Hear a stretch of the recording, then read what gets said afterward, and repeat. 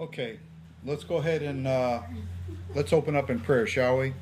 Holy Abba Father, what a great honor it is to present ourselves before you as this mishpachah on your last day of your feast, Abba. And Abba Father, we come expecting to break every stronghold of the enemy, Abba. There are people here having infirmities, financial issues, and other things, Abba. And we come to break the assignment of the devil, Abba, who comes to kill, steal, and destroy our lives.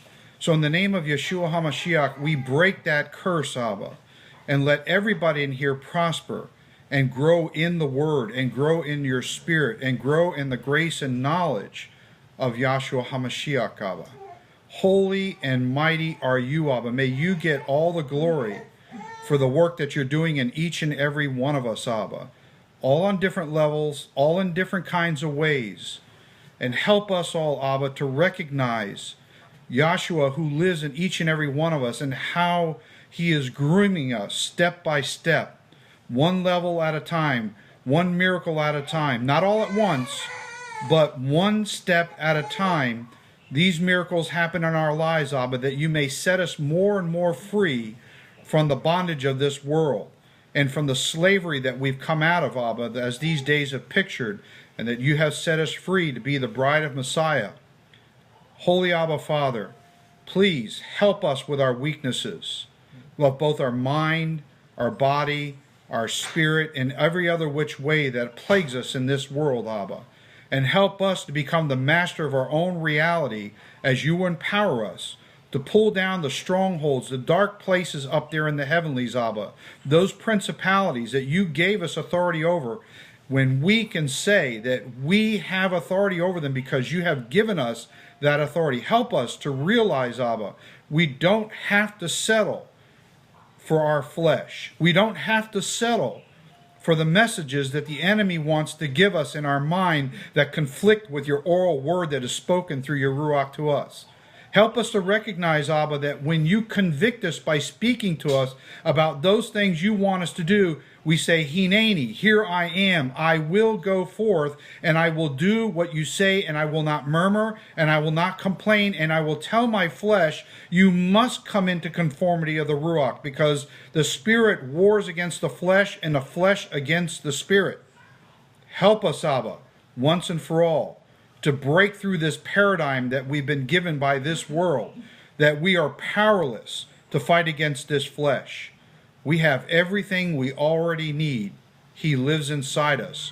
And each and one of us in our Holy of Holies is the Ruach HaKodesh that empower us, Abba, to do the works that you have sent us forth to do inside of us as individuals, as well as collectively, as well as the will of the Father, which is to do his business as his Son did. So we rest in this, Abba. We claim the promises contained within your covenant of prosperity, of blessing, of health, that none of the diseases of the Gentiles should come upon us, Abba, and that whatever has happened to us in the past does not have to equal our future. Help us to claim our future now, Abba, that our future is yet still in front of us. Our best days are yet still in front of us. Help us to realize that, Abba, and help us to claim it and inculcate that into our very being. We bless you in the name of your Son, Yahshua HaMashiach. Amen. Amen. So I woke up this morning and Yahweh put a word on my heart to go search out some scriptures, which I didn't know what it was, so I flipped to one place and there it was. And we'll be covering Proverbs chapter 2 today. And the title of this message is, what is your treasure? What is your treasure? And this is about exiting out of the last day of unleavened bread. And my hope and my desire, as I know it is for the Messiah and for the Father, is that during these days of unleavened bread, should you not just be eating the unleavened bread, which is the unleavened bread of sincerity and truth, but that when you eat that bread, do you realize you're literally eating the body of Messiah? Mm-hmm. You are ingesting the body of Messiah. And as you ingest him into your body, he said, unless you eat of this bread and drink of this cup, you have no life in you. So when you eat it, life should have been going inside of you. What did you do with that life? What did you do with that life? And I thought a lot about this during the feast. And I've heard people talking about different things, and I've meditated on them. And Yahweh gave me a word today. And I'll get into that word. It's a little bit lengthy, which I swore I wasn't going to do anymore. And he's just not letting me do it. I have to say what I've got to say. And I think it's really important because I think from what I've gotten, one thing out of this is we're all a diverse group of not just cultures and ages, but we're a diverse group as far as some of this has been in this a longer time than others. And just because you're in this longer doesn't necessarily mean you have more maturity or more wisdom than somebody who's been in it a shorter period of time. Not to compare ourselves among ourselves, that's not my point. But being that what humans are and how this experience goes, I've made certain distinctions over the years that has helped me to categorize things in a way that's easier for me to deal with and try not to be so judgmental about things. And that is a trial in itself. So my question is, what did these days teach you? What did these days teach you? Are you de-leavened, and will you continue to be so as you move towards Shavuot? I've stated before that oftentimes in the body of Messiah and the Hebraic roots, we go through 7 days of unleavened bread, and we can hardly wait to get out of here tonight and go have that cheeseburger. And we're right back into the leavened bread again. Now, I'm not knocking. You can go, and I probably will go have a cheeseburger tonight. That's not my point. I'm speaking metaphorically here. What I'm speaking about is somehow we've had this idea, and I had it for many years when I came into the body of Messiah, that you just eat it for 7 days, and you've done your job, it's over. But the point here it really is that it's a mindset. The bride of Messiah, those who want to wind up being the bride of Messiah, because not everybody's going to be the bride of Messiah, needs to come away from the days of unleavened bread, of that realization that I have been wiped clean by the blood on Passover, and that Yahweh looks at you as de-leavened. You have no sin, no impurities inside you. And it shouldn't end on this last day. That it should go forth after this, starting tomorrow when the sun sets tonight and it's no longer a holy day, that you maintain this same attitude towards Messiah and towards each other. And that you continue on so that you can make it to the base of Mount Horeb and be qualified to receive the marriage contract. And then it goes on beyond that, doesn't it? Because then from there, that doesn't mean that's the end, as no more than today is the end. Because then from there, you start looking forward to Yom Teruah, which is the Feast of Trumpets, when the Messiah comes back to receive his bride and bring her to the chamber to meet the Father so that the Father can give her away to the Son and marry him. Then it is finished. And even then, it's not really finished, because then we have an eternity of work to do.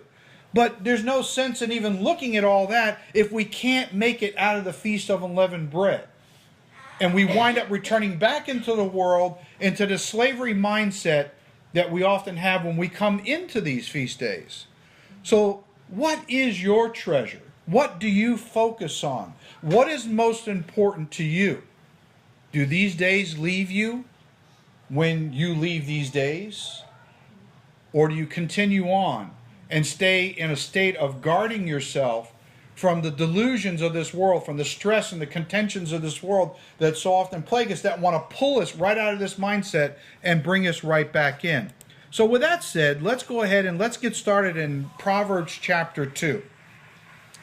And I thought this was very interesting. And so starting in verse 1 in Proverbs chapter 2, it says, "My son, if you receive my words," there it is, conditional. If you receive. Because a lot of us receive the word, but we really don't receive it. It's a process of receiving. You know, you try to tell people over and over. I bang my head constantly trying to tell people over and over again, and it goes in here, one out the other, one ear and out the other side. It's like, when is this person going to get this word? When is it going to convict them? I see the struggle. I see the battle that's going on. And I know they understand with their intellectual mind what I'm saying. But the flesh is weak. And it's not ready to receive it yet. And as time goes on, I start to realize that you got to let people be people.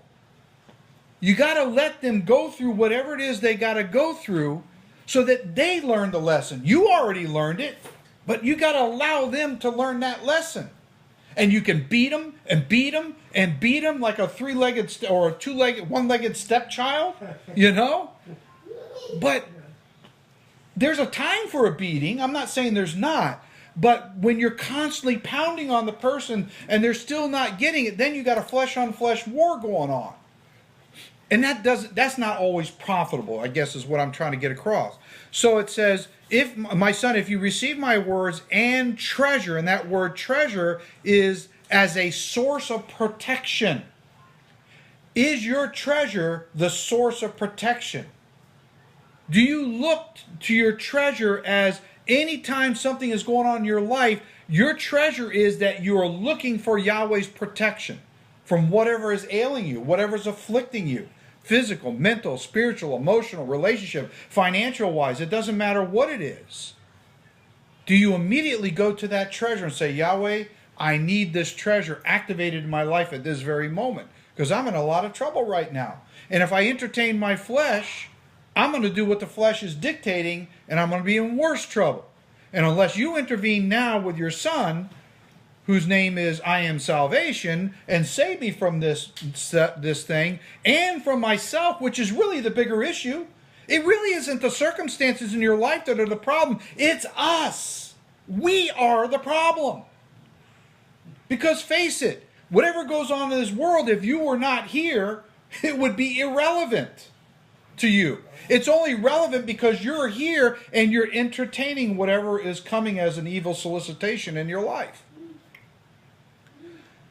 So, the protection of my commands, there's the treasure. The treasure is the protection of his commandments, which is the law that's within you. It's already in you. You already have the treasure. It's just a matter of do you tap into it or not at any given moment when you need it, in verse 2. So that you incline your ear to wisdom. Wisdom is this other treasure. Wisdom. Wisdom is the principal thing, as Scripture says. Because when you're confronted with a situation where you're going to have to make a decision about what you're going to do you stop and think about the unintended consequences that you're bringing into your life when you choose to go ahead and pursue whatever it is that's being offered to you? Good, bad, or indifferent. Or are you driven by your passions, your lust and desire to chase after that thing, and you suspend wisdom and you put it off to the side? Or are you putting your treasure off to the side? Because wisdom is the treasure.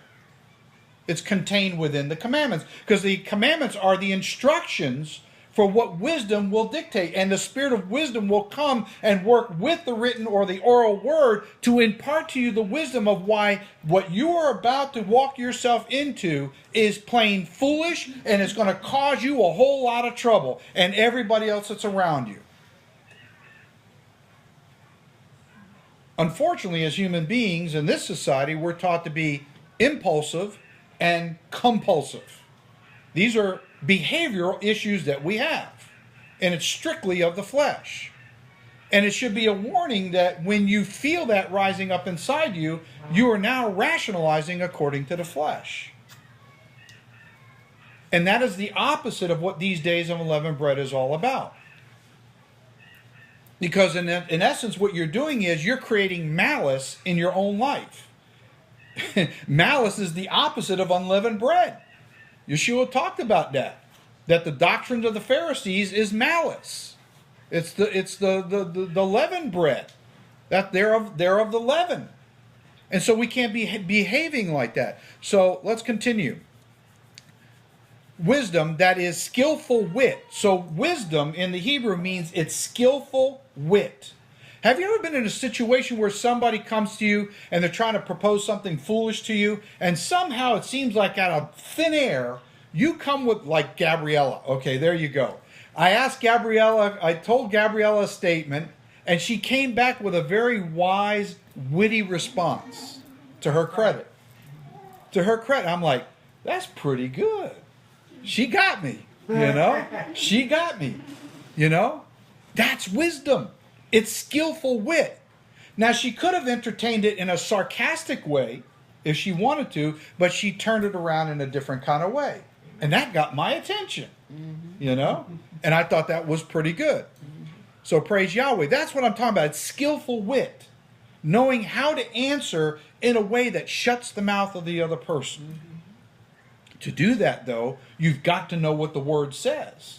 Because that is the instruction, that is the covenant, that is the contract, and the law, the contents of the tenets of that covenant, you've got to know them, or you can't fight the spiritual warfare. The devil knows the Torah far better than we do. So you have to be learning how to be an attorney, in essence, in order to be able to fight this kind of battle. And then rely on Yahweh's righteousness and power to deliver you out of these things. And apply to your heart where your intellect resides to understanding that imparts skillful reasoning. Verse 3. Yes, if you cry out for discernment, do you cry out for discernment? Or do you just go blindly right into whatever situation you're going into? Especially if you're not sure, when you have that unsettledness inside of you and you don't know whether or not should I go to the right or to the left. That is a clear moment that you should be asking for this gift of discernment. And that word discernment in the Hebrew is benah, which is a perfect understanding. Perfect understanding. I know that there's been times that I've been faced with a situation, and then Yahweh will, with me, what he usually does is he gives me, it's kind of like a video clip, is the best way I can explain it, that lasts just a few seconds. But in that video clip is a series of sequential scenes. And it's really strange because it's like in the first scene, he's showing me this is the concept. This is where it came from. This is the intent of what is meant behind what you're being confronted with. Then the next scene is a sort of kind of like, and this is like this now. The next one is sort of like, do not entertain it because it'll then bring you into this realm over here. And then the next one is sort of like how to counteract it. And it all just happens so quick. And so my point is that it's a perfect understanding of the nature of what you're being confronted with. And when I can see it so clearly like that as a vision, there's no ambiguity about how I'm to deal with it. I'm to take my foot and stomp on it and crush it like a cockroach running across my floor. Because the conviction and the faith, because of the understanding of what I'm being confronted with, is pure and it's undefiled and it comes with a pure conviction. Crunch it right now. Squash it out right in front of you. Don't even think about entertaining it. And lift up your voice for understanding as an argumentative declaration. An argumentative declaration. Because there are times when you're confronted by somebody with something that there needs to be an argumentative declaration. I'm going to tell you, and you listen to what I'm going to say. Because the moment you decide not to listen to what I'm going to say, this is what's going to happen. That's a word from Yahweh. There's so much conviction in what you're saying that you're pleading with that person. Listen to what I'm saying, lest something comes upon you. I'm warning you. That doesn't come from our own resources. That comes from years of studying the Word, understanding how to rightly divide the word of truth, understanding how to implement the word not on your authority, but on the authority when Yahweh gives it to you. This is part of the unleavened bread of sincerity and truth that was designed in these days for us to function in this world and in the body of Messiah. To know when to say something and when not to say something. Because it's not about us, is it? It's about His will. It's about His timing. It's about Him giving you your instructions and your mandate for when He decides it's ready and He thinks that you can handle it. And it's always going to be a test. Because when that kind of authority comes upon you, there's always the flesh saying, let's just inch it up a couple of more notches. And in that moment, you're in trouble. And now you have the egg on your face, not the other person. So let's continue. Verse 4. If you seek her, wisdom is in the feminine. If you seek her through striving and worship and prayer. Striving, that's what it is in the Hebrew. It's bakash. Striving through worship and prayer, specifically, is how you seek her, the spirit of wisdom.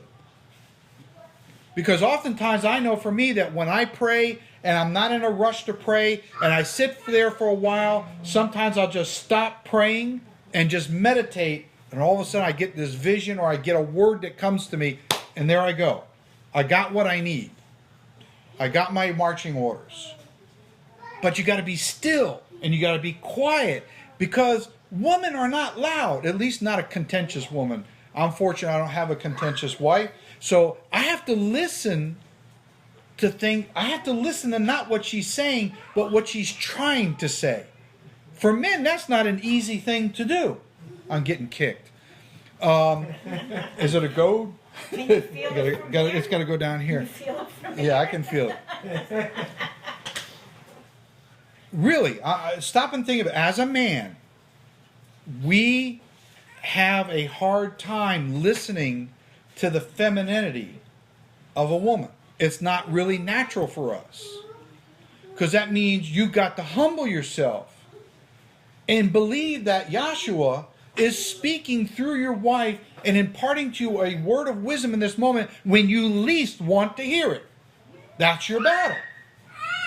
But if you're eating the unleavened bread of sincerity and truth, you will be truthful with yourself, and you will say, no matter what my flesh is doing right now, I want to listen to this because it's in my best interest, and Yahweh's Spirit is telling me, this is for you. You need this. You need this. So seek her, striving in worship and prayer as silver. How many of us chase after the money of this world more than the things of Yahweh? I do it sometimes. Probably more times than I should. Because every day I'm faced with having to provide for all my employees, provide for the government, provide for my house. I have to get up and I have to go pursue that silver. But am I pursuing that more than I'm pursuing the spirit of wisdom? And I think if we're all honest with ourselves, we'll all agree that we're guilty as charged. And that means our priorities are in the wrong order. And I include myself. As something that has concealed itself. So wisdom is something that conceals itself. It's not available to the world. And I would even say how do I say this in a way that doesn't sound wrong? It's even concealed in the body of Messiah. In this context, because people will yell at me and say that you're a liar in this, okay? What I'm saying is that all things of Yahweh are available to us in the body of Messiah. But not all things are given. And sometimes they're not given because we don't seek it out. It's not because Yahweh doesn't want to give it to us. It's because we don't seek it out. And so if we don't seek it out, we're never going to get what we want. Because what did Yeshua say? He says, seek and you shall find. Knock and it shall be open unto you, right? But if you choose never to knock on that door, Yahweh's never going to give to you what you're not looking for. As a general rule. As a general rule. Okay. Conceal itself as for hidden treasures, that is a secret storehouse that houses money. So you have to think in terms of wisdom that is something that's concealed in a storehouse. Like money is stored in, like you go to Fort Knox and it's all stored. Well, they say it's stored in there. They're saying it was moved out of there to New York City some many years ago, so it's just an empty house. But okay, you get my point. The point is it's stored secretly in there, and you just can't, nobody can just get access to Fort Knox. Well, the same thing with the spirit of wisdom. You just can't simply just ask for it and get it. You're going to have to prove yourself. Because Yahweh's not going to give you something that you're going to misuse. Verse 5, then you will understand and gain intelligence. Now, this is where it leads you to. Gain intelligence. So wisdom's going to give you an intelligence. What kind of intelligence? The fear which is moral reverence of Yahweh. Think about it now. This is a process. It's going to give you intelligence of fear. Not everybody understands the fear of Yahweh. I didn't understand it for a lot of years. I got a lot away with a lot of foolishness for a lot of years. Never got caught. But Yahweh knew what I was doing, and I didn't do it because I didn't have fear. But as time went on, I started realizing, this don't cut it. This don't work like this. I can't be indulging in these behaviors like this. This doesn't work. And the more I started seeing the consequences finally that were starting to catch up to me, the more I started to have fear because I didn't want to get caught. That's the wrong reason. That's not the kind of fear I'm talking about. That's not the kind of fear this is talking about. This is the kind of fear that is a holy kind of fear. A reverence. It's different. You know, when we humans don't want to get caught with our hands in the cookie jar, and you're fearful so you don't put it in there because you don't want nobody to catch you, that's the wrong fear. You should be fearful of not doing it because it's the wrong thing to do. Simply because it's wrong. Not because somebody's going to catch you. Even Yahweh himself, it's about moral character. Do you question why you do what you do when you do it? Or does it just leak out of your mouth and then you justify it and say, oh, well, nobody will know what I just said, and I'm going to convince myself I said it for such and such reason, and everybody will just buy it hook, line, and sinker. Come on, man. We're going to go deep today, people. We're going to go deeper. And we're going to go deeper and deeper and deeper, and it's going to scare the hell out of you, some of you. Some of you are already there. You've already seen this already. But this is a step-by-step progression of moving closer to Yeshua, where you go from a servant to being a friend of Yeshua, because Yeshua said, unless you are my friend, you're not going to have a relationship with the Father. So you got to go from a servant to being a friend. Then you have access to the Father. Everybody don't want to believe that. Everybody wants just to believe, oh, as soon as I accept Yeshua, I have access to the Father. I beg to differ. You better go listen to what John says in chapter 13, 14, 15, and 16. That's some heavy words he's got in there when you start really breaking that down. But let's move on. Then you will understand in verse 5, and gain intelligence, the fear, which is the moral reverence of Yahweh, and find or acquire. The word find is not find. It means to acquire. That means that you're getting now something that you did not get before, the knowledge of Elohim. Gee, I thought the knowledge of Elohim was just reading the Bible and reading the commandments and reading what Yeshua says. No, that's not the knowledge of Elohim. This is something that has to be imparted deep into your soul, into your spirit, beyond the intellect of your mind. There are too many that are running around claiming that they keep the commandments.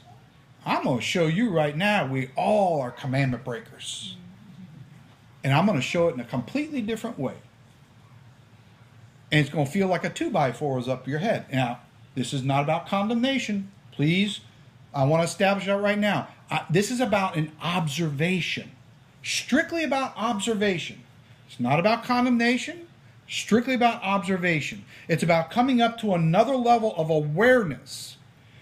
I talked before about developing spiritual sensory acuity. Coming to a place where you understand that what you were in yesterday will not cut it for today. Too many in the body of Messiah and too many of the teachers in the Hebraic roots are teaching a bunch of junk food. And they're leading people down to a road of destruction, and they won't get real with the people because they're scared to death that if they do, those people are going to leave their congregations and the money dries up and they get evicted out of their buildings. If that's why you're in this thing to teach, you're in the wrong place. But that's the majority of them out there. Let's take a look at Job 28:28. And let's see what Job has to say. Job 28:28. And he says, and to man he said, behold. In other words, look! That's how it's expressed in the Hebrew. Look! It's not behold, like you see in the movies with Jesus. Behold, here comes Jesus, No, look! Like, pay attention. This is really important. I want you to look and listen to what I'm about to say. The fear, which is a moral reverence, is that same Hebrew word, yirah, which is a moral reverence of Yahweh, that is wisdom. There's your treasure, right there. Can you plead with yourself? Can you argue with yourself? Can you make a legitimate argument in a court of law, if you could go there, that you have the fear, the true fear, this kind of fear where we're going, of Yahweh? Can you truly do that? I can't. I'll be the first one to say it in this room. I can't. I think I'm getting the concept, but I ain't there yet. But at least I think I know where I got to go. That's my point. And that's always important, because when you set off in a sailboat from Fort Lauderdale and you're going to head to, say, Bermuda, it doesn't matter whether or not your boat shifts off compass a half a degree, quarter degree every now and then, and the currents take you another way. What's important is you left the dock. Isn't it? Yeah. What's important is you've gotten all your provisions in that boat, you've set sail, and no matter whether the winds or the currents or any other forces are making you go off course, you've got a compass that can keep you on the course, and you will hit Bermuda at some point. That's what's important. And that's what how you got to look at this. You're not perfect. You're not going to be perfect in the way that we've thought. We're moving towards perfection. We're trying to take on the character of the Father, which is perfect, but we're not there yet. There's a lot that has to be done. And it requires this certain mindset that I'm talking about. The reverence of Yahweh, that is wisdom, that is skillful wit, and to depart from evil is understanding. In order to depart from evil, you have to have an understanding. Wisdom has to grant that to you. That is your treasure. That is what is, at any given moment in this life, when faced with trials, is going to keep you out of trouble if you will allow her to teach you that. There's been many times over the years I've had to swallow the bitter pill and Yahweh say, your wife can teach you something. She really can. As with all men, with their wives. But dadgummit, I won't give her that inch. That's pride. It's of the flesh. And it's a lack of fear of Yahweh. Because Yahweh wants to use the subordinate one in the relationship to teach the one that's the head a lesson. That's not easy for a man. Not easy for a man. But if a man is going to be true to his heart and true to Yahweh, he knows when Yahweh's trying to convict him that, well, your wife, you better listen to what she's saying. She's right. Stop resisting it. Stop resisting it. This is the spirit of wisdom. This is that treasure. And let's look in Psalms chapter 34, verse 11 through 13. Psalm 34, 11 through 13. And it says, come, you children, who are the builders of the family name, that word Bain in the Hebrew, which means the builder of the name of Yahweh. Yahweh's name is a family name. So this is a group of people whose responsibility, who are called by Yahweh's name, to build that name, to build a nation of people who are called by that name. Not any other name. Not God, not Lord, not Jesus, not all those pagan names and demonic worship. Because Yahweh says, do not use those names that you learned from those heathens and come over here and apply them to me. That is an abomination. And see that you don't do that. Do you have enough fear to stop that? It still gets used in here even after several years. That dirty talk should be out of your mouth. first and foremost when it comes to Yahweh the Father. We should not be using these other names.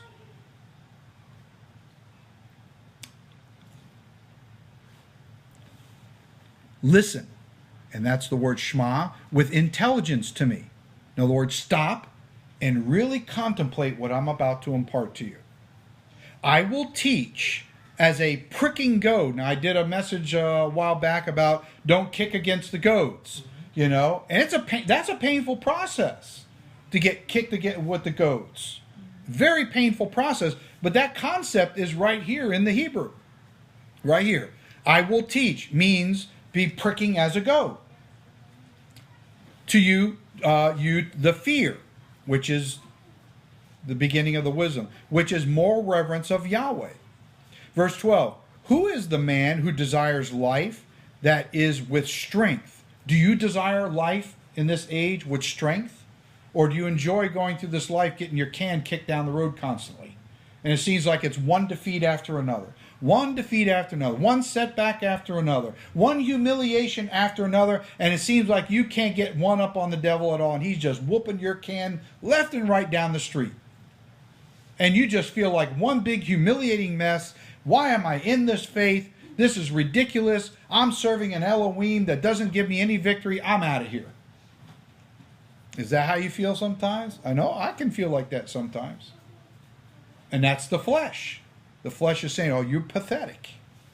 You're pathetic. Give it up. It isn't worth it.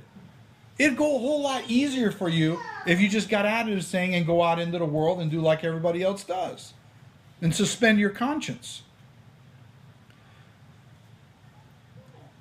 And loves many days that he may see good. I know we all want to see good. Verse 13. Keep, which means in Hebrew, natsar, to guard. So it's not just keep, it's guard. In other words, you got to put a hedge of protection around whatever this thing is and guard it and keep it protected. Your tongue from evil. And the scripture says that the tongue is the most unruly member in the body of Messiah. And if you can tame that one, man, you can steer a huge ship. That is one of the hardest things to do, is to guard the tongue. As that tongue wants to get to flopping, and it wants to get to spitting, and hawking up all kinds of dirty stuff into other people's face, sometimes justifiably. But I'm talking about in a general sense.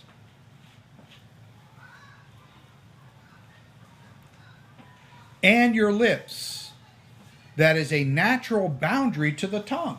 Did you ever think about that? It's not the tongue first. It's the lips first. Because the lips are the gateway to the tongue. If the lip opens up and starts allowing the tongue to work, then it leaks out. So this is saying in the Hebrew, first, you better make sure that the lips aren't opening up or moving. Because if they do, a sound's going to come out. And then once the sound comes out, damage is done.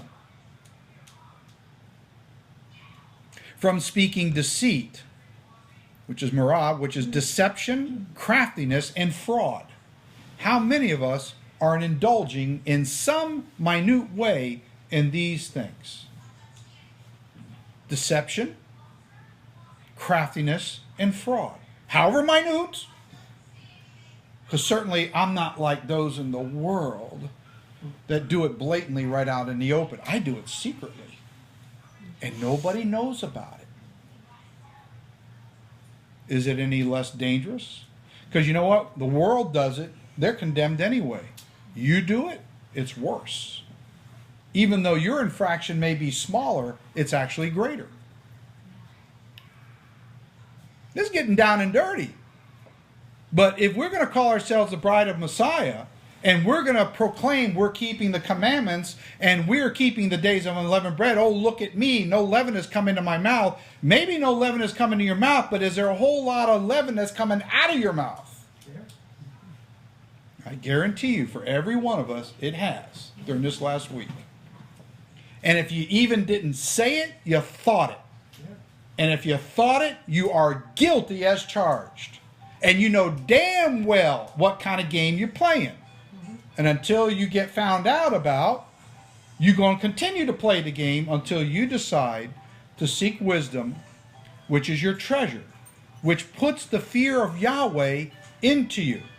And once you have the fear of Yahweh into you, then these conditions start to go away. So you could say it this way.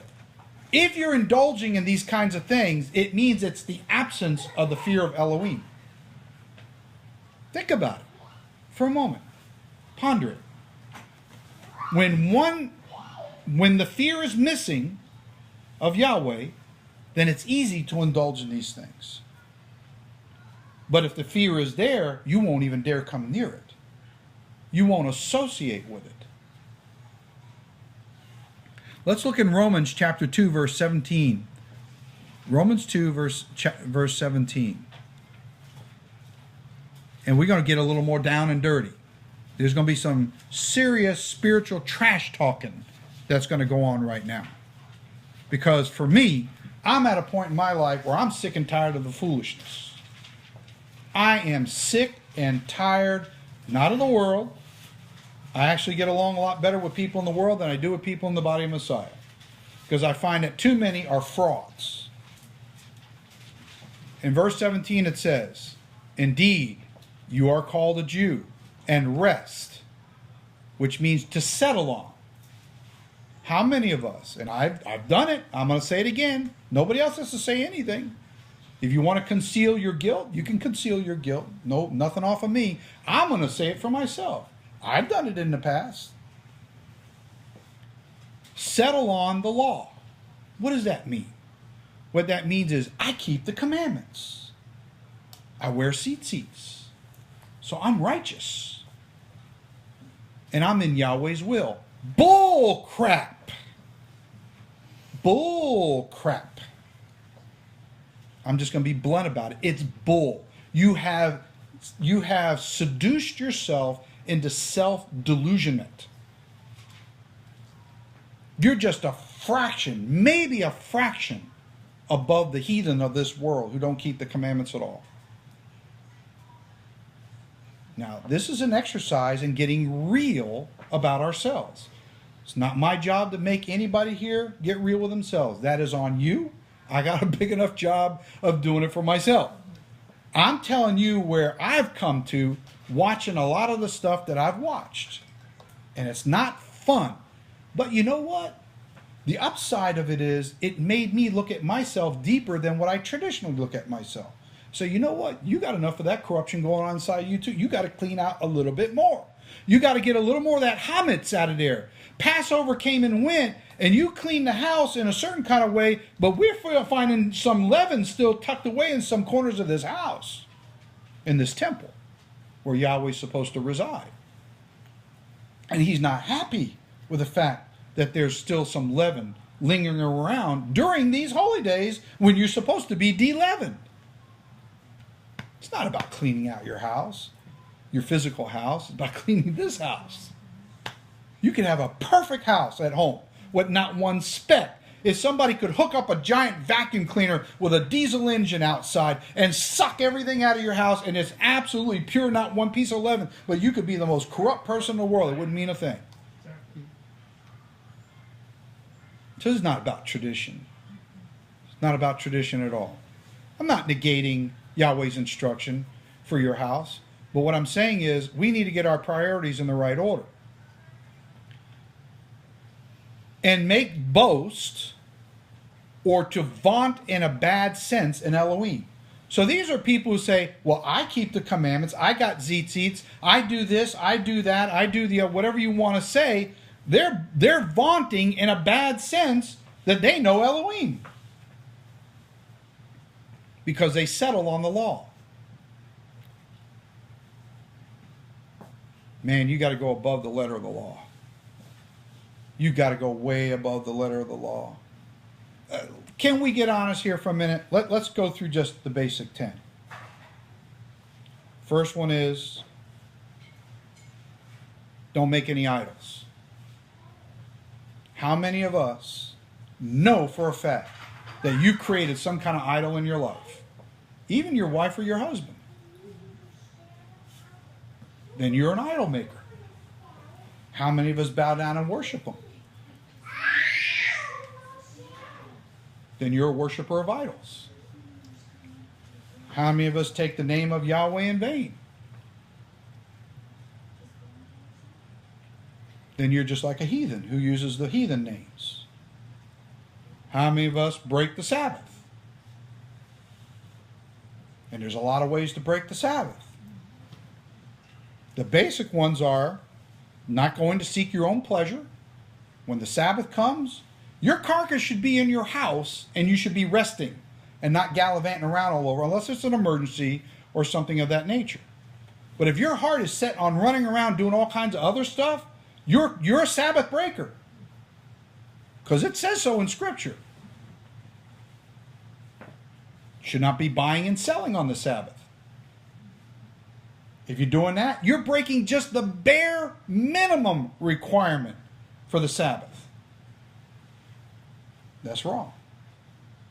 Watching movies, going to Disney World, any of these other things that appeal to the flesh, that have nothing to do with keeping the Sabbath holy and undefiled from this world, that means you have to shut the world out. Then that's like going into the bedroom with your wife to have intimate relations and you got a webcam on so the whole world can watch what you're doing. It's the same thing.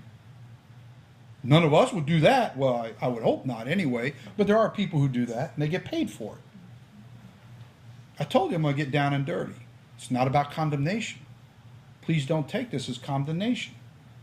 This is about coming to a better awareness of where we really are and where we need to go so that complacency doesn't set in. And I'm nervous that too many people are complacent in my observation, including myself. And I'm constantly pushing myself as much as I know how to the next level, wherever that level is that Yahweh's allowing me to go to. I can't go to a level beyond that Yahweh will allow. I can't set my own destiny, and neither can you. Whatever trials are going to come a week from now aren't coming tomorrow. Because it's not Yahweh's will that you should face them tomorrow. They're designed to come a week from now. Because tomorrow's trials are going to prepare you how to deal with the ones that come a week from now. I can't orchestrate that, and neither can you. Verse 18, and know his will and approve the things that are excellent, being instructed out of the law. So basically this is about Jews who are saying, we have the law. In some cases, we have the Talmud that tells us, and we rest on that.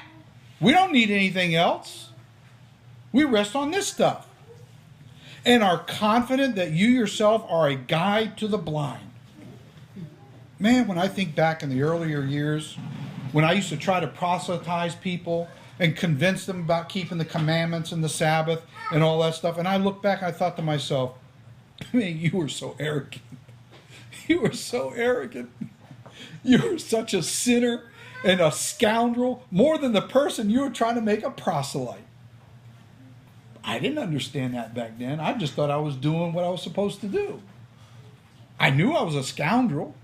I knew I was a commandment breaker, but nobody found out about it, so, I get away with it. But I didn't have any legal right, technically speaking, trying to make a proselyte. So when the scripture says that Yeshua says, and you go so many miles to gain a proselyte, and you wind up making them twice the son of hell as yourself. Because you take your corruption, and now you corrupt this proselyte, and you make them worse. But wisdom is a good thing because as the years go by, it starts to teach you distinctions like this. That in your ignorance and your immaturity, you can't see those things. That's the point I'm trying to say here about this concealing in a storehouse. You're not aware that it's there, even though it's there. And there comes a point where when you do these things that the scriptures are saying, that eventually Yahweh says, now I'll let her speak to him or her. The spirit of wisdom. Because that person is showing me they're sick and tired of being the scoundrel that they are, and they don't want to be that person anymore. And so now that person's ready to hear this feminine's voice. So that this feminine voice can instruct this person to take them out of this foolish lifestyle that they're in this game, in this charade that they're playing.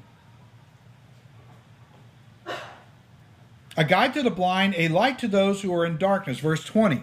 And an instructor of the foolish, a teacher of babes, having the form of knowledge and truth in the law, having a form.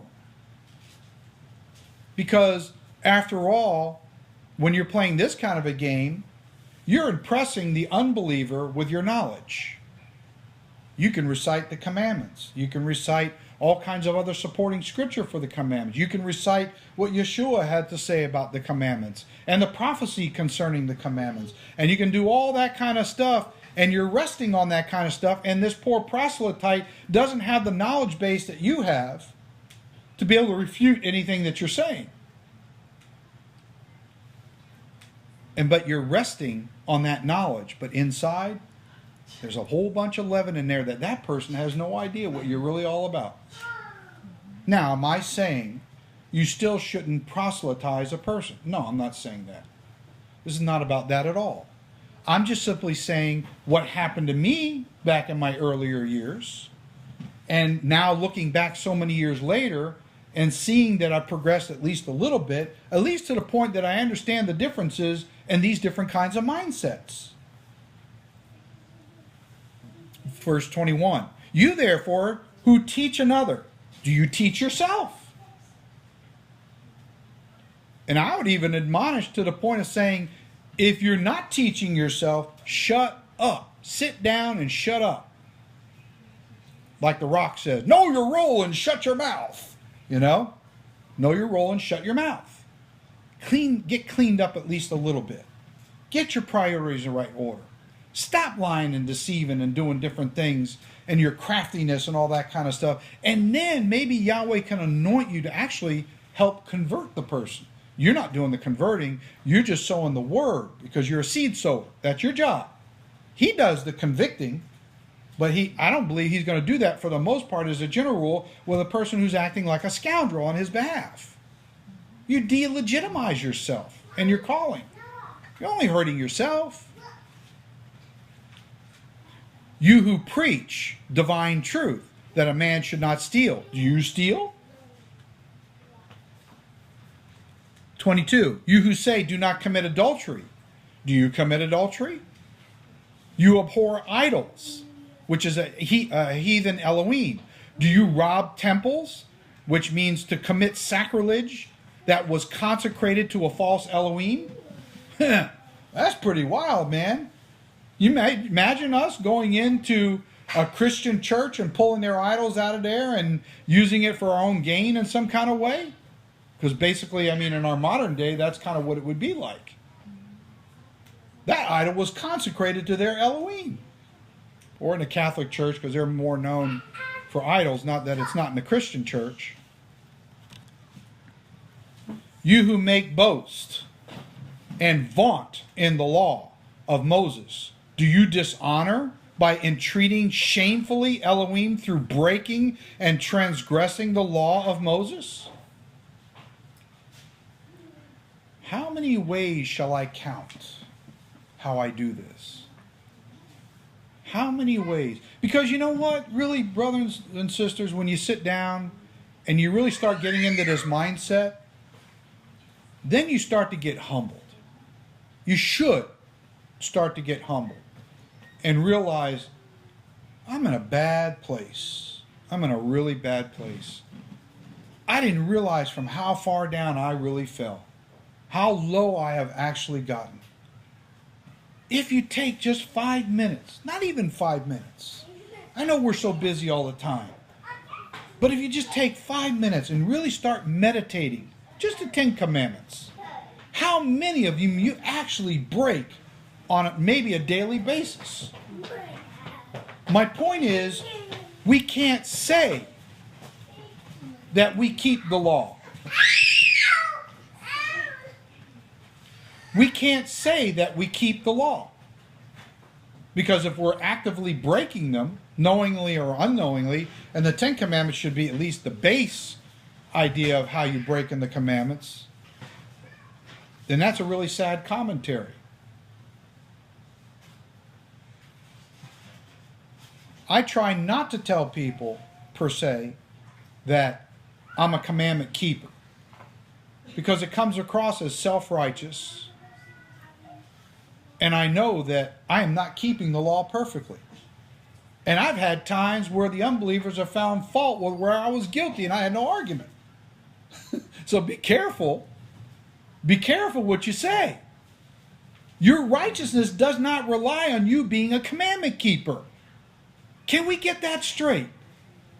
It's not about keeping the commandments. It's about believing on Yahshua, his atoning blood, and his ability to write that commandment on your heart so that you have the privilege and the right to follow it by the leading of the Ruach.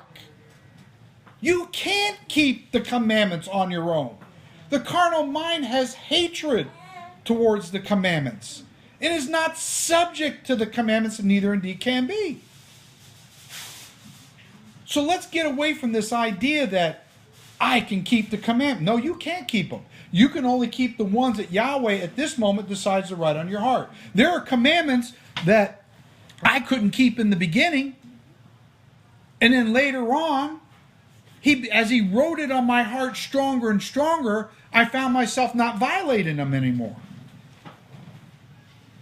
Prior to that, I couldn't do it. And it just goes to show that of my own power, of my own righteousness, of my own authority, I can't do it by myself. He's got to write it on my heart.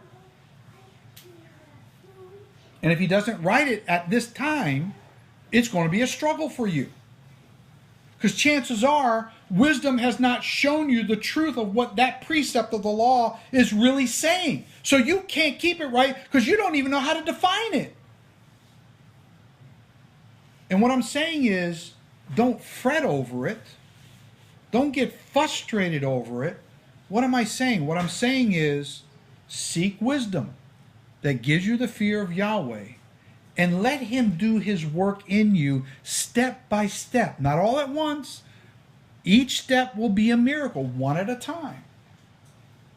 Because quite frankly, if he wanted to do it the other way by fiat, that means as soon as you proclaim out of your mouth, I believe in Yeshua, and you get dunked under the water, when you come out of that water, you are Yahshua himself. You're perfect, right on the spot, just change you into spirit, go straight up to heaven, that's the end of it. That's not how this works. It's from faith to faith and glory to glory. It's a step-by-step process. And yet inside each and every one of us, we have this yearning to say, why can't I get over this frailty or this fault in my life? It's been plaguing me for 20 years. That's a good attitude to have. That's an asset. Because what it says is you have a conscience. Yahweh can work with a conscience. And he can impart the fear of him to you. So that when you have that fear and he's confident, then before you know it, that thing that you used to do for the last 20 years, you go, you know what? Man, something happening here. Holy cow. It's been 3 months. And I don't ever remember doing this anymore. When did that thing leave me? When did I stop? It's been about 3 months. And I haven't even thought about it until this moment. That's how you know that's the power of Yahweh writing that law, that particular precept in your heart. And your nature in that moment has changed because in that moment, that part of you is now a mirror image of Yahshua himself, which is the mirror image of the Father. And now you got one more notch under your belt. And you're on your way. You're on your way. Let's continue on. And vaunt in the law of Moses. Do you dishonor by entreating shamefully Elohim through breaking and transgressing the law of Moses? Verse 24. For the name that has character and authority of Elohim, which is Yahweh, is blasphemed, is spoken evil of amongst the Gentiles. who are non-Jewish pagans because of you, as it is written. So he's quoting this from the Old Testament. As it is written, it means this concept comes from the Old Testament. Do you do stuff that when the Gentile sees it, they say, oh, what a scoundrel. What a scoundrel. You hypocrite. You hypocrite. I don't want people saying that about me. And some people are going to say it no matter what. Even if you're walking perfectly down that narrow path, there are just some people who are going to accuse you no matter what anyway. Ain't nothing you can do about them. But you are responsible for sending a double message. What is your treasure? What do you rely on in these times and where we're going? Let's take a look at Ezekiel chapter 36, verse 19, which is alluding to what he's speaking of here in chapter 24. So we're going to Ezekiel 36, verse 19. It says, "So I scattered as to cut into small pieces of them among the nations." Speaking of Israel, the 12 tribes. "And they dispersed, tossed about with a winnowing fan." Now, I don't know how many of you know what a winnowing fan is, but when they harvest the wheat and stuff like that, they throw it on the ground and they break up the grains, and the winnowing fan is going back and forth like this. It's to separate the chaff from the actual grain. So the chaff goes into the wind and it blows all over the place, you know. So that's kind of the metaphor it's speaking of in the Hebrew. "Throughout the countries I judged," Shaphat, "pronounced a sentence of punishment on them according to their ways and deeds of exploiting Elohim in a bad way." We are the house of Israel. We are those who have been scattered by the winnowing fan into the four nations.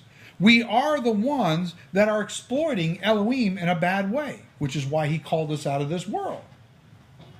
So that he can begin to transform this people into a people who won't do that. So that they will be a light amongst the Gentiles, so that the Gentiles can come to that light, as it says in Isaiah. Verse 20, "When they came to the nations, wherever they went, they profaned by opening a wedge and a wound and dissolved my holy, sacred, consecrated name." It always starts at some point. When the door gets a wedge in it and it cracks it open just a little bit. When you allow that wedge into your life to get started in that door jam, you're already in trouble. It's just a matter of time before the devil gets the whole door wedged open. And whatever entity's out there is going to make its way right into your house. And your goose is cooked. My holy name, that is a mark. And the word name is Shem, which means to be a mark. We are marked by his name. When the beast comes, they're going to be marked by his name. And that's the separation at the end time between those who are holy and those who are not. So we need to maintain that mark of his name, Yahweh. It's not God, it's not Lord, it's not Jesus, it's not all these other names. Those things are pagan names. They're derogatory names. As a matter of fact, Yahweh says, "In the nations where I will disperse you." When you go into those nations, you will inquire of the Gentiles and say, "How do you call on the name of your Elohims?" And then you say, you will come back to this nation and you will begin to use those names to call on the name of the Yahweh. He says, "See that you don't do that. That's an abomination." You know why? I've said it before. It's like a husband and a wife in the bedroom in a private moment. And the husband mentions an old girlfriend's name, or the wife mentions an old boyfriend's name. That's a deal breaker, is it not?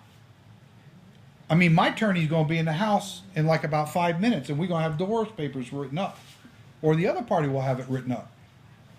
That's what Yahweh's trying to convey in the Hebrew. You are reminding me of your past lovers. Stop using those lovers' names and attribute them to me. This is what the heathen do.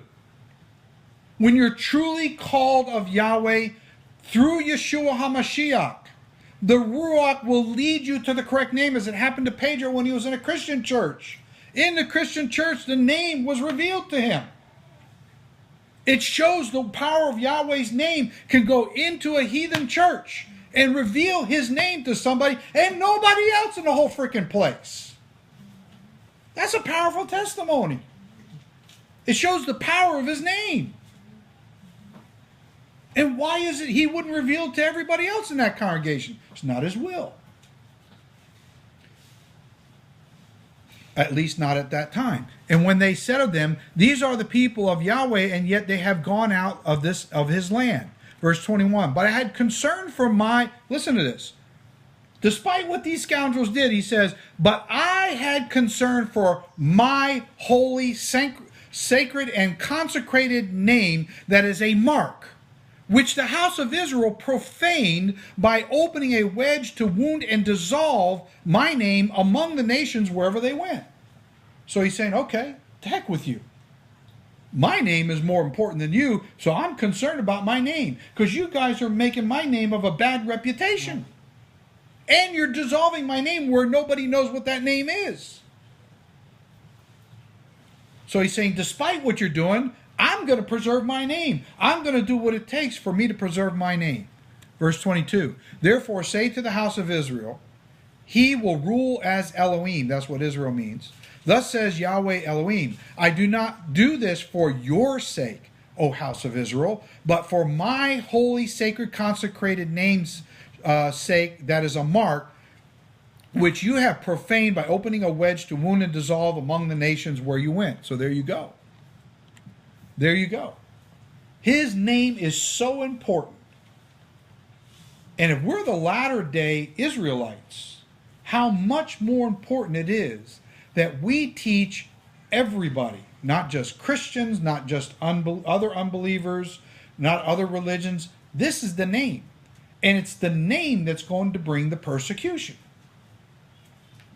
So as long as the name can be concealed, the persecution will be stalled off.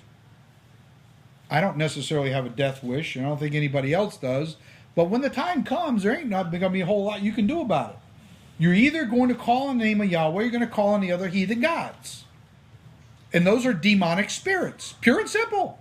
It don't take much to read the Bible and go from one end to the other, and it's clear all these other names are the representations of these demonic Elohims. So when you invoke those names, you're invoking idols and the demons that surround those idols. Verse 25. For circumcision, which is Mosaic, is indeed profitable. I'm sorry. We got to go to Romans chapter 2, verse 25. Romans 2, verse 25. And it says, for circumcision, which is Mosaic, is indeed profitable and useful if you keep and practice the law of Moses. But if you are a breaker of the law, your circumcision, and this word is peritome of Moses, has become uncircumcision, which is akrabustia in the Greek, which means is an unregenerated and turned back to a Gentile state. So let's look at it this way, in the physical and the spiritual.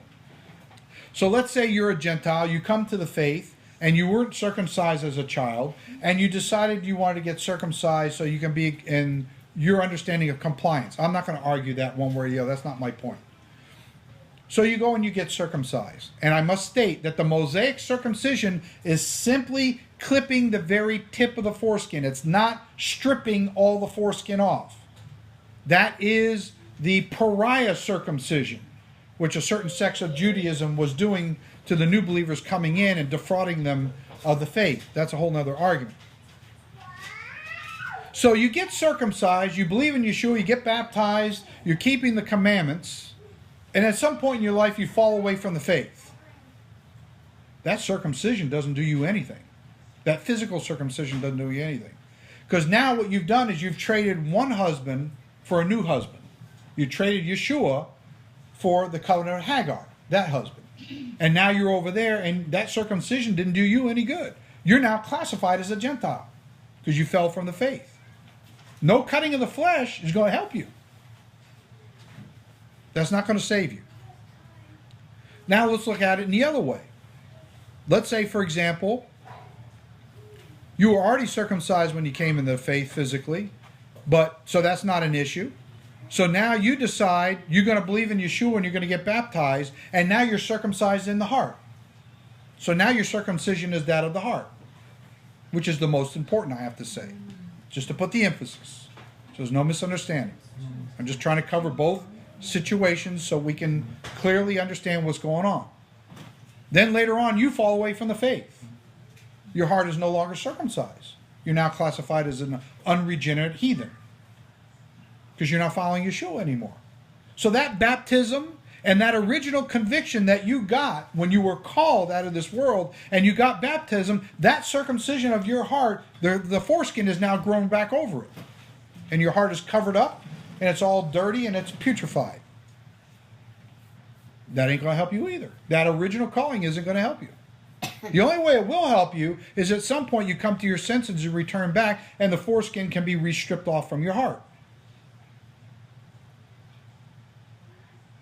And has become uncircumcised and is an unregenerated and turned back to a Gentile state. Verse 26, therefore, if an uncircumcised, that is an unregenerated heathen, man keeps as to guard and to preserve the righteous requirement of the law of Moses, will not his uncircumcision, his akrabustia, that is unregenerated as a Gentile, be counted as a circumcision of Moses?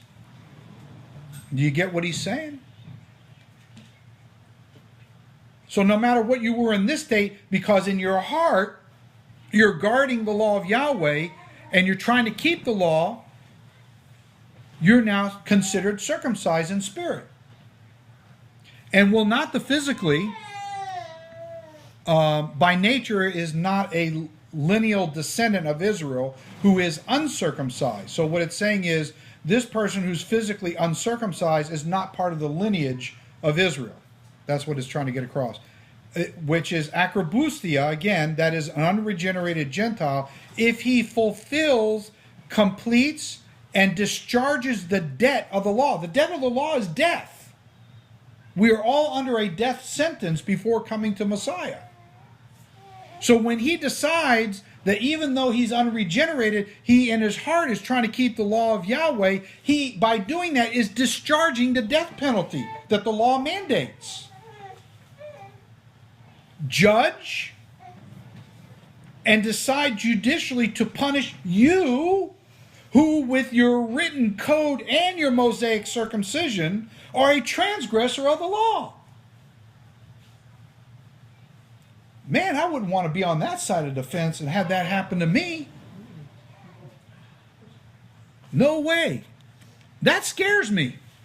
I wouldn't want to be in that state. But, you know, when you start meditating on these kinds of things, the spirit of wisdom, which is the fear of Yahweh, starts to come in and starts saying, you know, you don't want to find yourself in this predicament. And it puts a little fear into you. And you start guarding yourself to make sure that you don't get into these kind of situations. Verse 28, for he is not a Jew as to belonging to Judah, who is one outwardly, shining in the public as an example, nor is circumcision with that which is the Mosaic, and that which is outward, shining in the public as an example in the flesh. So it's not that. That's what it's saying. You can have your circumcision. And we had the Ebionites. The Ebionites believed in Yeshua. There were a certain sect of Jews that got circumcised in the flesh, and they used to go around proving that they believed in Yeshua by showing themselves that they were circumcised. So showing yourself in the flesh was not necessarily an uncommon thing with certain sects of Judaism to prove their point. See, they're boasting in the flesh. Look, I got cut. This is what I am. That's like us saying we keep the commandments, we wear the tzitzits. To hell with that. That's not the litmus test. That's not the litmus test. It's in your heart. What do you got going on inside there? Anybody can say out of their mouth, I obey Yahweh, or I obey God, if you want to use the word God, which is not correct. That don't mean nothing. You're just boasting outward in the flesh. It's your actions. What's coming out of your heart, out of the abundance of your heart, manifests in your works. is what determines what you're really doing and what you're really all about. What is it saying? You can fool some of the people some of the time, but not all the people all the time, something like that. Sooner or later, you're going to get caught with your pants down. And we're going to see what kind of circumcision you really got. And it's going to be embarrassing. It's just better not to walk that way. It's better to seek the treasure of the spirit of wisdom so that you can get the fear, so that once you get the fear, then Yahweh can say, I can now trust you to start writing my laws on your heart so that I will cause you to follow in them. He causes you to follow in them. You can't do it on your own. You can't do it on your own. I tried for years to do it on my own. I failed miserably. I had to get frustrated with that process and realize that that way does not work. Please, Yahweh, help me with this thing I've got going on in my life. I don't know how to get rid of this thing. I'm trying. I'm fighting. I'm doing everything I can, and it's still there. And it's just as bad as it was 20 years ago. And then when I cried out enough in prayer, we were reading earlier, all of a sudden one day I said, holy cow. I haven't done this nasty thing in the last 6 months. When did that happen? And that was a testimony to me that the passion and the desire I had to do that dirty thing before was no longer part of my nature and my character. It could come back at any time if I wanted it to. It could. We all have that capacity. It could come back at any time. And that's what it talks about, putting a guard and a protection around it to make sure that once it's out, it stays out. It's like the Roach Motel. They check in, but they can't check out.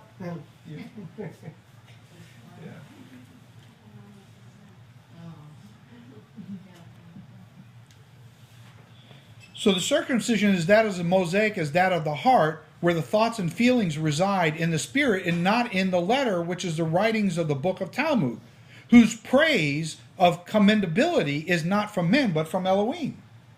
We shouldn't be doing what we do to seek the praise of men. We should be doing what we're doing to seek the praise of Yahweh. Because when he sees us, he should see a reflection of himself. But when he looks inside of us and he sees the things that we do, he's not seeing himself. He's seeing the devil. That is a place that we all got to come to as individuals. When we all come to that place as individuals, then collectively we're all in the right place and things are going to happen. 2 Corinthians chapter 3, verse 5 through 6. 2 Corinthians 3, 5 through 6. Now that we are, not that we are sufficient within our own character, as if coming into season of that life of ourselves. Now I want to stop here for a minute, because this addresses exactly what I've been talking about. We can get cocky and think that we're keeping the commandments because we think we've come into a time of our life and an understanding, a natural understanding. I'm not talking about the revealing of the spiritual, of the wisdom that we've been talking about. I'm talking about this natural understanding into the season of life of ourselves, to think as if we have an inventory that we can make an estimation of anything as being from ourselves. Can you make that distinction in your own life? Can you look within yourself and say, I am doing what I'm doing, or I've been doing it because I believe that within myself I have my own understanding and power to do what I'm doing? You're in trouble. That's what it's saying.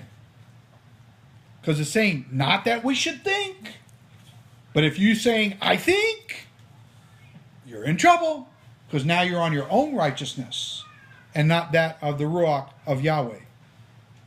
Of anything of being of ourselves, but of our sufficiency, and that word is different, is hakanot in the Greek, which means an ability is from Elohim. We must never forget. The ability comes from Elohim when he decides to allow you the privilege to be obedient to a particular aspect of his law. None of us are keeping all of his law perfect. We're not even close. But what he's saying is In essence, when you read from one end of the book to the other, I will cause you to walk in my commandments as I write them on your heart.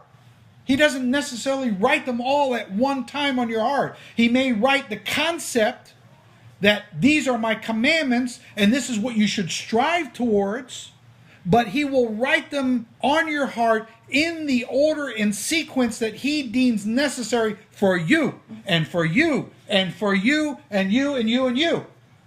And he may write them sequentially very different for each and every one of you than he does from the other person, because your needs and your character and your strengths and your weaknesses are different from other people. It's a special recipe. It was designed just for you, not for anybody else. It's that relationship between you and him. It's unique between you and him alone. Has no concern with anybody else.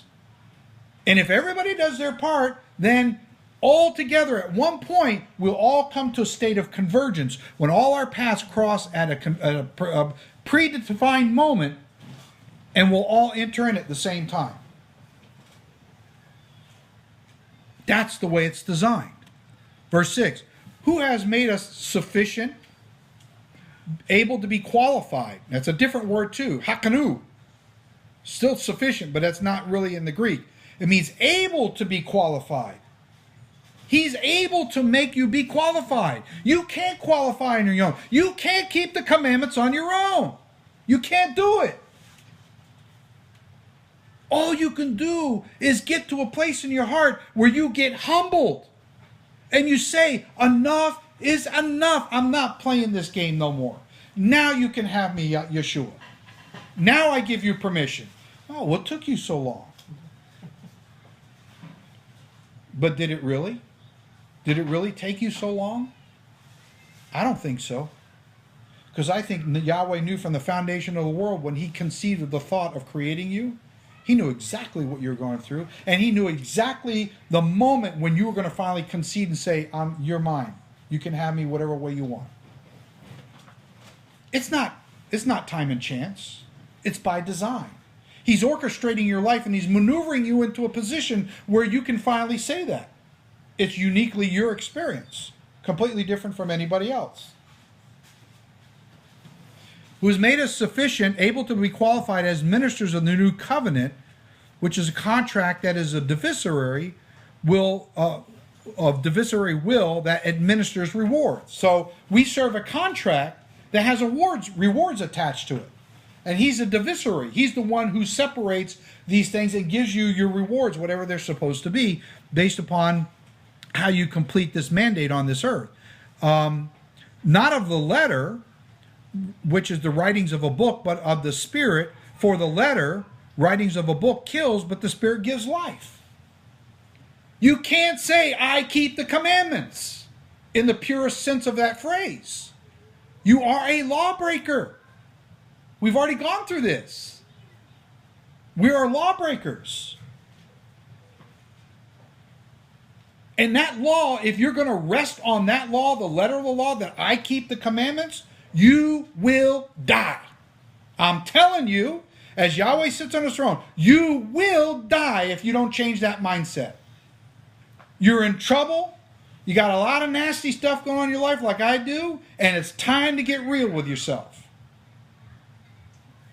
This is a message of admonishment, not condemnation. There's no condemnation intended in this message whatsoever. This is about getting real. You will die if you rest on the law. You better go beyond that letter of the law. It goes way beyond the 10 Commandments. It goes way beyond tzitzits. And it goes way beyond whatever other excuses we use to say that we qualify as being believers in Messiah Yeshua. Let's go to, we're going to continue in Proverbs 6, winding down. Proverbs chapter 2, now back to verse 6. For Yahweh gives wisdom, that is a skillful wit, from his mouth come knowledge. That is wittiness and understanding that can give a skillful argument. Verse 7. He stores up, hides, and covers up sound wisdom from the upright. So we're talking about before, that storehouse where the spirit of wisdom resides, and it's not accessible just to anybody. It has to be let out of the room and given to a particular person where it resides down inside your temple. Wisdom of the upright. He is a shield to those who walk uprightly, which means morally innocent. Are you morally innocent? Can you honestly say you're morally innocent? On one level, I would say yes for us. But on another level, not so much. Because there's still a lot of cleaning up that needs to be done. There's still a lot of hametz that never got found in our houses during the Days of Unleavened Bread. Actually, before that. But as we're going through the Days of Unleavened, there's a crumb over here. Where'd that come from? Well, you didn't know that a cockroach was living in the corner of your cabinet that you didn't know, or in your wall, and he drug it out and deposited it on your kitchen floor. You know? You didn't know that, but now you know it. It happens. You know? It happens, doesn't it? He guards the paths of the well-trodden road of justice through divine law, and preserves by putting a hedge of protection with thorns the way of his saints. Then you will understand, through separating your mind for righteousness. Separating your mind for righteousness. That sounds to me like you've got to be a committee of one to say, no more unrighteousness. I am separating my mind to do only the right thing. No more of this game, this foolishness. And Anthony says that disease of foolitis. How many of us got the disease of foolitis? You know? No more. No more of that. I'm going to separate my mind and be preoccupied with doing what is right, which is a legal morality and prosperity, and justice, which is mishpat, through divine law. Equity, evenness of prosperity in every good path. Verse 10. When wisdom, that is skillful wit, enters your heart, when it enters your heart, when it decides to come into your heart, and knowledge is pleasant. So you've got to think of knowledge as pleasant. Wisdom imparts knowledge. So when it comes and it gives you knowledge, you have to savor that as something pleasant, which in the Hebrew is na'ami, which is in agreement with and to your soul. Does your soul feel an agreement and pleasure with this in this knowledge that this wisdom is imparted to you? Or does it disturb you? That's another question we have to ask ourselves when those moments come. To your soul, which is nephesh, which is the natural body or the flesh. And the flesh doesn't like the things of Yahweh, so there's probably going to be a contention that goes on in there. Discretion, which is a plan, will preserve by putting a hedge of protection with thorns around you. Understanding that can give skillful argument will keep you as a guarding protection. Verse 12. To deliver by snatching away of you from the way of a destructive lifestyle, which is evil, from the man who speaks perverse things, that is fraudulent.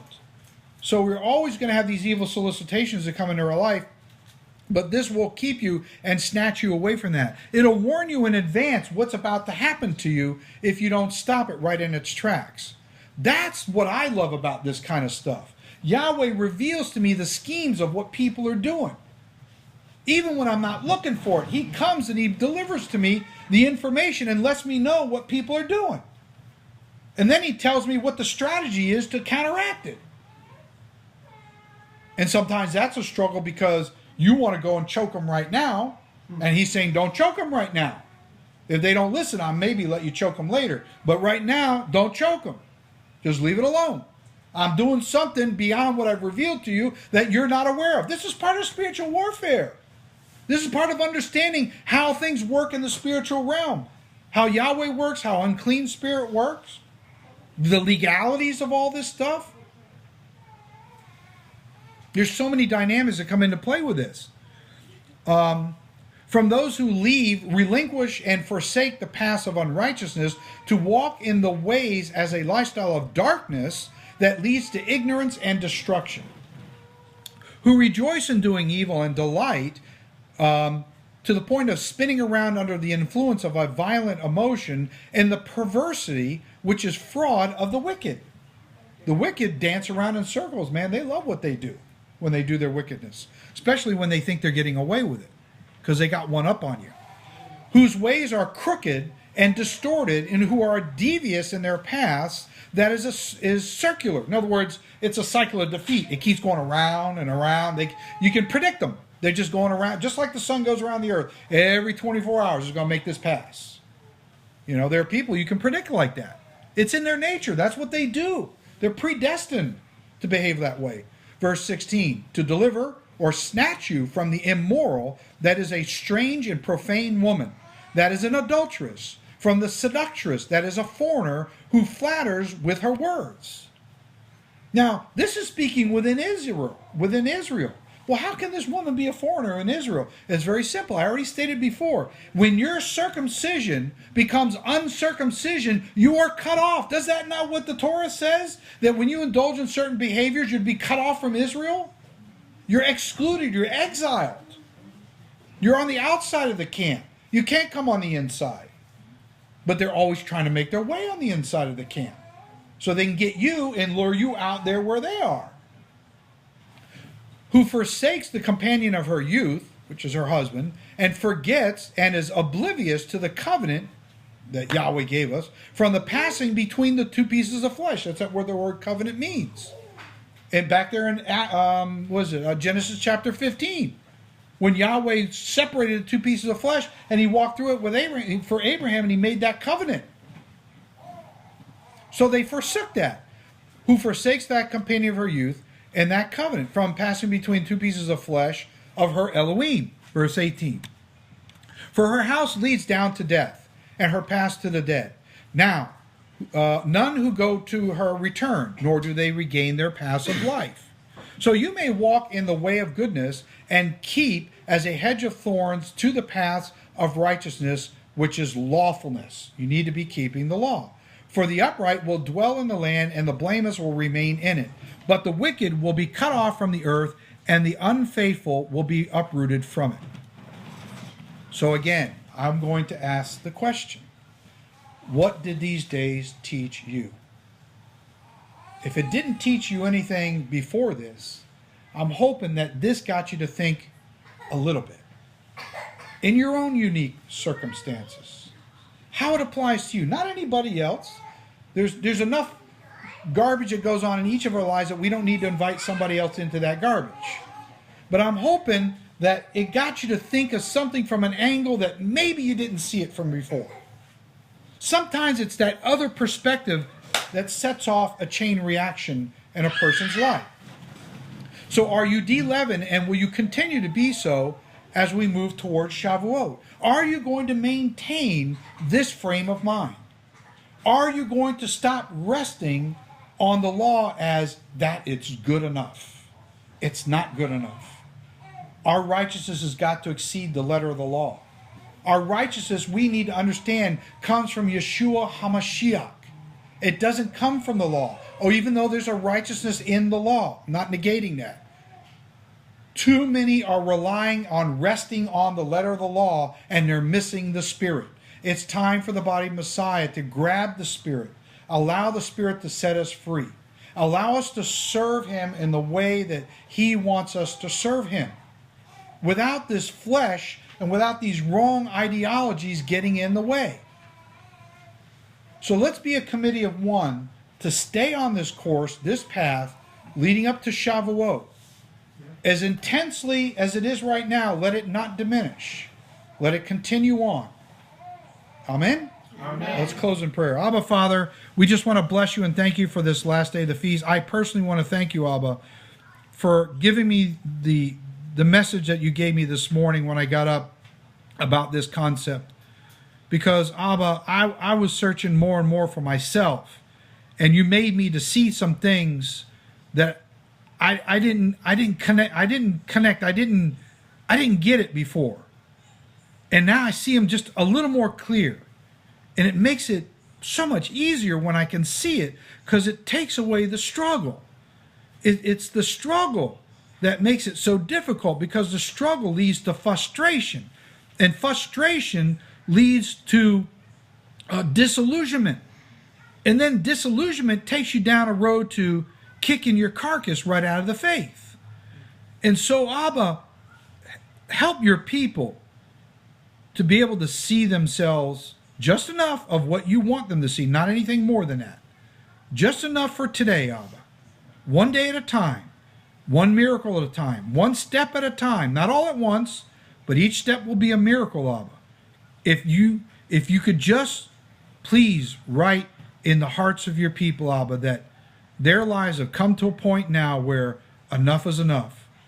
The spirit of foolishness must leave our lives. We must, by all means, prostrate ourselves and put ourselves at your mercy and show us, Abba, that the game that we've been playing has got to stop. No more, Abba. We got to get real with this thing. I know our flesh hurts. I know our minds hurt. I know every other aspect of this physical life hurts, Abba. And it's all warring against the spirit, and the spirit is warring against the flesh, and the flesh is weak. Strengthen us and quicken our flesh, Abba, that we have at least just enough strength to tell the flesh, take a hike. I'm in charge. You will follow me and I will dominate you. And so that I can give my will over to Yeshua HaMashiach for the working and the crucifying of this flesh, that I may serve Yahweh Elohim himself directly. In Yeshua's mighty name, amen. Amen.